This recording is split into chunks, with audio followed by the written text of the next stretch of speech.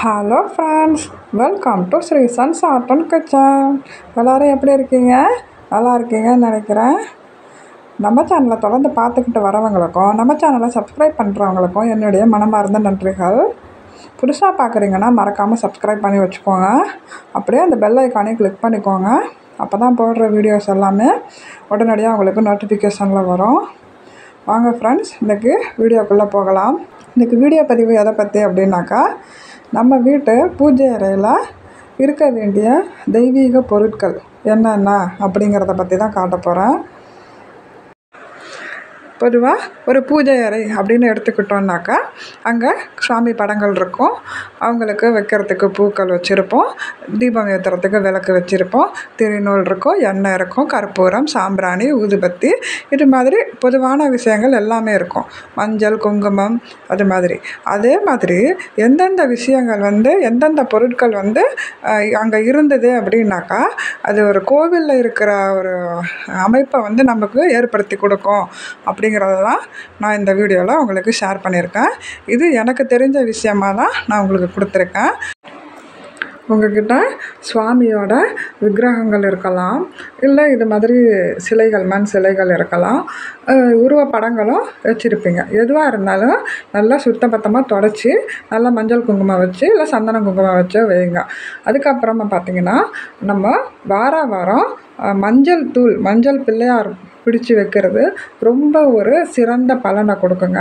இந்த வாரம் வெள்ளிக்கிழமை அன்றைக்கு பூஜை பண்ணும்போது நீங்கள் பிடிச்சி வச்சுட்டு 2 அட்சதை போட்டுட்டு நீங்கள் வச்சுருந்து அடுத்த வாரம் அதை எடுத்து நீரில் கரைச்சி விட்டுடுங்க. கண்டிப்பாக மஞ்சள் பிள்ளையார் நம்ம வீட்டு பூஜை அறையில் இருக்கணும். அதுக்கு அடுத்தபடியாக பார்த்திங்கனாக்கா, வெள்ளருக்கு விநாயகர் தான் இந்த நிறத்தில் இருக்கார். வெள்ளருக்கு விநாயகரை நம்ம வாங்கி அப்படியே வைக்கக்கூடாது. அவருக்கு நம்ம புனுகு, அக்தர்லாம் சாத்தி இந்த மாதிரி மஞ்சள் பூசி தான் வைக்கணுங்க. அதுக்கு அடுத்தபடியாக சில வாசனை பொருட்களும் நம்ம வீட்டு பூஜை அறையில் இருந்தது அப்படின்னாக்கா, அது முழு தெய்வ கடாட்சத்தை நம்ம வீட்டுக்கு கொண்டு சேர்க்கும். அதில் ஏலக்காய், லவங்கம், அதை கிராம்பு முழு கிராம்பாக இருக்கணும். அந்த மொனை உடஞ்சிருக்கக்கூடாது, அந்த பூ. சரிங்களா? கிராம்பு, பச்சை கற்பூரம், பட்டை, பிரியாணி இலை, அதுக்கப்புறம் ஜாதிக்காய், மாசிக்காய், வசம்பு, பேர் சொல்லான்னு சொல்லுவாங்க. இது எல்லாமே கண்டிப்பாக நம்ம வீட்டு பூஜை அறையில் வச்சுருக்கணும். இது எல்லாத்தையுமே நீங்கள் மாதம் மாற்றணுன்ற அவசியம் இல்லை. ஏலக்காய், பட்டை, கிராம்பு உங்களுக்கு அந்த மொனை உடையுது அப்படின்னாக்கா அதை மாற்றிடுங்க. அதே மாதிரி பிரிஞ்சி இலையும் ரொம்ப காஞ்சி போகிற அளவுக்கு வரும், அப்போ நீங்கள் மாற்றினா போதுமானது. மற்ற பொருட்களுக்கெல்லாம் ரொம்ப வருஷம், எத்தனை வருஷம் ஆனாலும் அதோட மருத்துவ குணமும் மாறாது, அது தெய்வ சக்தியும் அதை விட்டு போகாதுங்க. அதுக்கப்புறமா பார்த்திங்கன்னா, லக்ஷ்மி குபேரரோட படம் இருந்தது அப்படின்னாக்கா, அவங்களுக்கு முன்னாடி ஒரு எந்திரம் இருக்கிறது ரொம்ப சிறந்தது. அந்த எந்திரம் இல்லாட்டியும் நீங்கள் எந்திரம் வரைஞ்சி கோலம் போடுங்க. அது உங்கள் வீட்டுக்கு ஒரு பாசிட்டிவ் வைப்ரேஷனை கொண்டு சேர்க்கும். அதுக்கு அடுத்தபடியாக கல்லுப்பு ரொம்ப சிறந்த ஒரு தெய்வ சக்தி நிறைந்தது.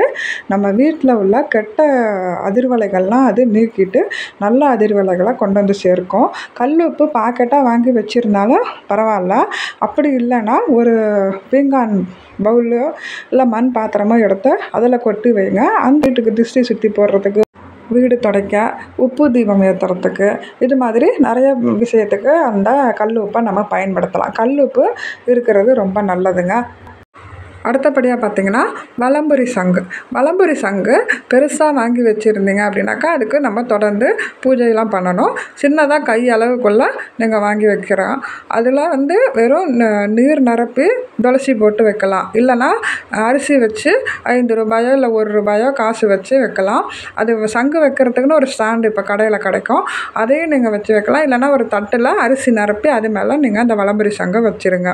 வலம்புரி சங்கு இருக்கிறது மகாலட்சுமியோட அருளையும் மகாவிஷ்ணுவோட அருளையும் நமக்கு பரிபூர்ணமாக கொடுக்கும். அடுத்தபடியாக இருக்க வேண்டியது காமதேனுவோட படம். காமதேனுவோட உடம்பில் 30 முக்கோடி தேவர்களும் வாசம் செய்கிறதா ஒரு ஐதீகம். காமதேனு அப்படின்னாலே கற்ப விருட்சம். அதாவது நம்ம கேட்கக்கூடிய ஒரு பொருளை, ஒரு விஷயத்தை அப்படியே நமக்கு பல மடங்காக பெருக்கி கொடுக்குறவங்க தான் அந்த காமதேனு, கோமாதான். பசுங்கன்றோட இருக்கிற இதை மாதிரி வெள்ளியில் சின்ன சிலையாக வாங்கி வச்சுருந்தாலும் ஓகேங்க.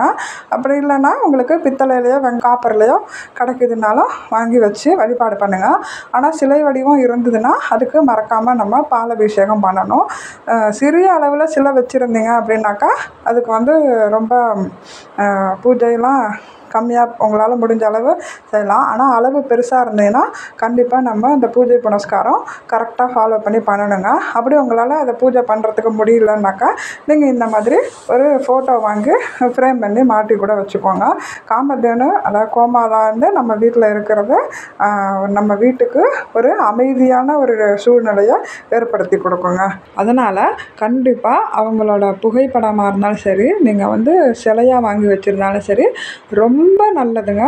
அது மிகப்பெரிய ஒரு தெய்வ கடாட்சத்தை உங்கள் வீட்டில் கொண்டு வந்து சேர்க்கும். அடுத்தபடியாக நம்ம வீட்டில் இருக்க வேண்டிய மங்கள பொருட்கள் அப்படின்னு பார்த்திங்கன்னா திருமாங்கல்ய கயிறு. எப்போவுமே திருமாங்கல்ய கயிறு ஒன்று வந்து ஸ்டாக் வச்சுக்கிட்டே இருக்கணுங்க. ஏன்னாக்கா நம்ம வீட்டுக்கு எதிர்பாராமல் ஒரு சுமங்கலிங்கள் வந்தாங்கனாக்கா அவங்களுக்கு தாம்பூலம் கொடுக்கறதுக்காக கண்டிப்பாக வச்சுக்கணும். அது மாதிரி ஒரு திருமாங்கல்ய கயத்தில் இது மாதிரி விரலி மஞ்சளை கட்டி நம்ம அம்பாளுக்கு, அதாவது லக்ஷ்மி தாயார் இருந்தாலும் சரி, உங்கள்கிட்ட 3 தேவியர் படமாக இருந்தாலும் சரி, எந்த மகாலட்சுமி தாயார் எந்த படமாக இருந்தாலும் அவங்களுக்கு போட்டுட்டு அந்த மாங்கல்ய கயிறை நம்ம திருமாங்கல்யம் மாற்றும்போது நம்ம வந்து இந்த மாங்கல்ய கயிறை எடுத்து மாற்றி போட்டுக்கிட்டோம்னாக்கா ரொம்ப நல்லதுங்க. அதுக்கப்புறமா வேறு ஒரு புதுசாக ஒரு மஞ்சள் கட்டி வேறு ஒரு கயிறை நீங்கள் அம்பாளுக்கு போட்டுடுங்க. இது ஒரு முறையும் பண்ணிட்டு வாங்க. நமக்கு தீர்க்க சுமங்கலி பாக்கியத்தை அந்த மகாலட்சுமி தாயார் கண்டிப்பாக கொடுப்பாங்கங்க.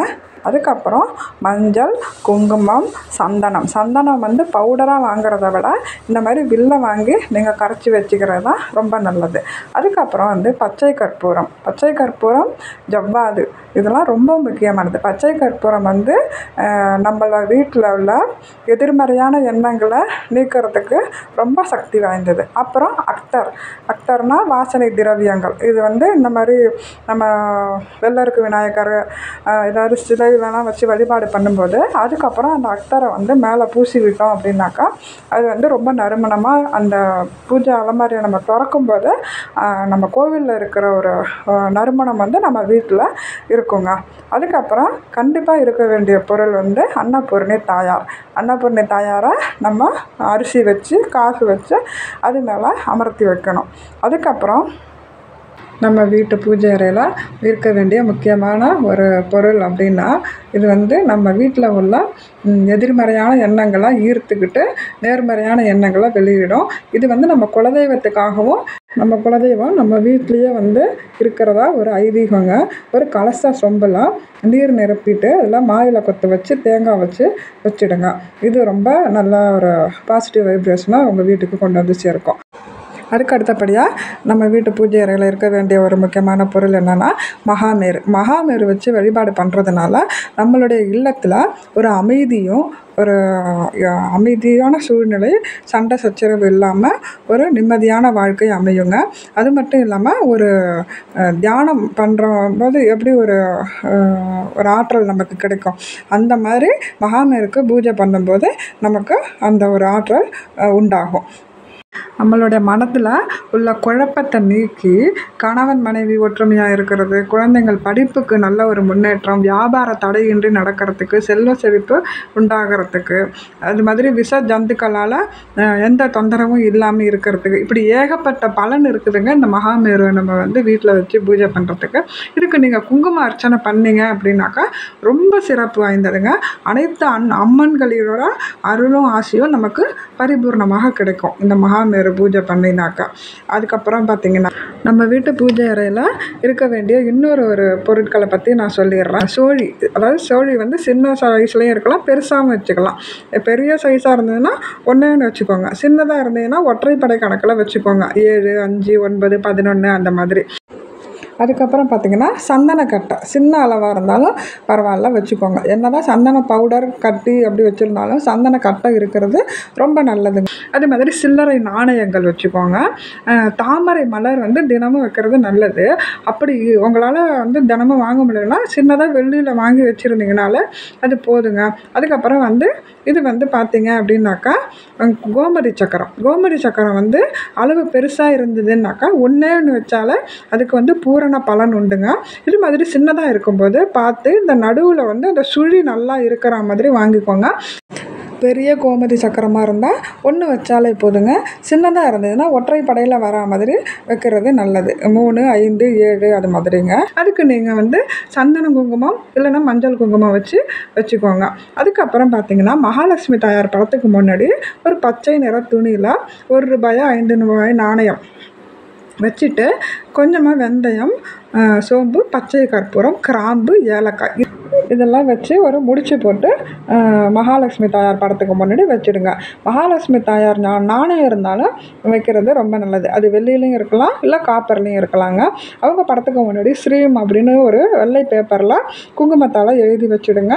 அவ்வளோதாங்க. சகல ஐஸ்வர்யமும் நமக்கு வறுமை அப்படின்றது எவ்வளோ நம்ம கஷ்டத்தில் இருந்தாலும் அந்த நிலைமை வந்து கூடிய சீக்கிரமே மாறிக்கிட்டு வருங்க.